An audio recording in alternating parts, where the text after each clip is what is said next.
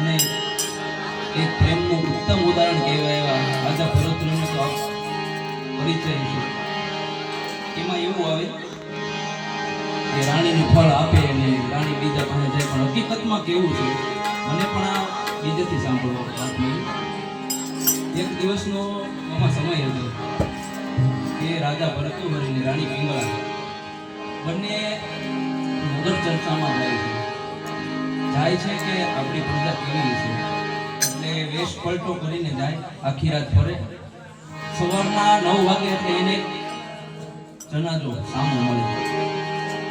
જનાજો સામો મળે એ તો ઠીક, બધા જાય છે, પણ પાછળ એક સ્ત્રીને સારા એવા કેમ પરણેલી સ્ત્રી હોય એમ એને કપડાં પહેરાવે અને એને પણ પાછળ જાય છે. એટલે રાણી પિંગળાએ પૂછ્યું એને કે પતિશ્રી આ તો ઠીક છે બધું, પણ આ પાછળ જે બેન છે ને કપડામાં પહેરાવેલ છે, પરણેલી સ્ત્રી છે, આ શું છે બધું? એટલે રાજા ભરતુહરીએ કીધું એને કે આપણા પ્રાંતમાં, આપણા ભારતમાં એવો નિયમ છે જે કોઈ વ્યક્તિ મરી જાય એની પાછળ તેની પત્નીને સતી થઈ જવાનું હોય. એટલે રાણી પિંગળા એમ કહે કે રાજા આને તમે સતી કહો, આને સતી ના કહેવાય. તો રાજા ભરતુહરી કહે છે કે તો સતી કોને કહેવાય? ત્યારે પિંગળા એવો જવાબ આપે છે કે રાજા સતી એને કહેવાય કે જેના પતિ મરી ગયો હોય ને એ ક્ષણમાં એના પત્નીના પ્રાણ વયા જાય એને સતી થયા કહેવાય. એની પાછળ પતિની પાછળ વાળીને એને સતી ના કહેવાય.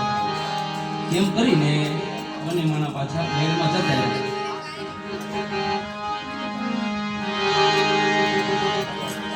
પછી થોડાક દિવસ, ઘણા દિવસો વીતી ગયા. એટલે રાજા ભરતુહરી હતા ને એને પરીક્ષા કરવાનું મન થયું એના રાણીનું. એટલે એના નાના ભાઈ વિક્રમ, આપણે જે વિક્રમ વેતાળની વાત આવે છે ને, એને કીધું કે આપણે એક રાણીની પરીક્ષા કરવી છે. તો કે મહારાજા પિંગળાની પરીક્ષા ન હોય કે નહીં, કે પિંગળાની પરીક્ષા કરવી છે કે હું જે એમ કહું એમ તમે કરતા રહેજો. એટલે ભરતુહરીએ કીધું કે આપણે બે વનમાં જઈએ શિકાર કરવા. તમારે એમ કહેવાનું કે શિકાર કરતા કરતા સિંહ છે રાજાને ખાઈ ગયો ભરતુહરીને, અને તમારા લોહીવાળા કપડા લઈને જવાના છે. પછી શું થાય છે જોજો. રાજા વિક્રમે એને ઘણું સમજાવ્યું કે આ રેવા દો, તમે પિંગળા હકીકત તમને પ્રેમ કરે છે. કોઈ ન માન્યા, ભરતુહરી ના માન્યા. વનમાં ગયા અને ખોટું ખોટું કપડામાં જે મારણ કર્યું હતું, શિકાર કર્યો હતો એનો લોહી, અને રાણી પિંગળાને કીધું કે માયા પિંગળા, અમે બંને ભાઈ શિકારમાં ગયા હતા અને ભરતુહરીને પ્રાણ હરાઈ ગયા છે, એને જીવ ગયો હતો. એ જ સમયે રાણી પિંગળાના પ્રાણ જતા રહ્યા. પછી જોજો હવે શું બને છે. આ બધું માં પિંગળાના પ્રાણ હરાણા, એની અગ્નિ જંપી દે ને રાજા ભરતુહરી હતા ને પાગલ થઈ ગયા. પાગલ એવા થયા કે જે એની આગ હતી ને રાત, એના જે ફૂલડા કહીએ આપણે આપણી ભાષામાં, એને ઢગલો કરી કરીને રો પિંગળા પિંગળા પિંગળા.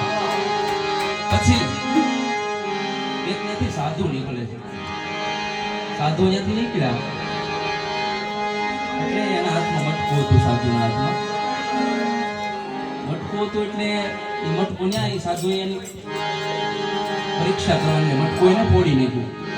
એટલે એ સાધુ એની આવ્યો એની બાજુમાં જ તે ભરતપુરની હરીમાં મટકું ફૂટી ગયું. મટકું ભેગા કરતા કરતા રોવે છે. રાજા ભરતરી જે એની રાખ હતી પિંગળાની ભેગી કરતા કરતા એ સાધુને કહી કે સાધુ તમારે તો આ ખાલી કે મટકું ફૂટ્યું છે, મારી તો એ કે પિંગળા દઈ ગઈ એમ. તો સાધુ કે મારામાં તેવડ છે આ મટકું ઊભું કરવાનું. એટલે સાધુ હતું એટલે અંજલિ છાટીને મટકું બનાવ્યું. પછી જો સાધુને એવું કીધું ભરતોરી કે જો તમે આ મટકું પાછું બનાવી શકતા હોય તો મારી પિંગળા છે એને તમે બનાવી દો ને. એટલે રાજાએ સાધુ હતા એને એની ઉપર પણ અંજલિ છાટી. પિંગળા બની તો ગઈ પણ એમાં પ્રાણ નો પુરાણા. પછી શું થયું? પ્રાણ તો પૂરી ને પ્રાણ નો પુરાણા એટલે યમરાજાને ભરતોરી પ્રાર્થના કરી કે આ કોઈ પ્રાંતમાં જીવ જાતો હોય ને એને તમે લઈને મારી પિંગળાના ઓલામાં શરીરમાં પૂરો. એટલે ત્યાં એક નર્તકી હતી એના રાજમાં. એ નર્તકીના પ્રાણ છે એ પિંગળામાં પૂર્યા.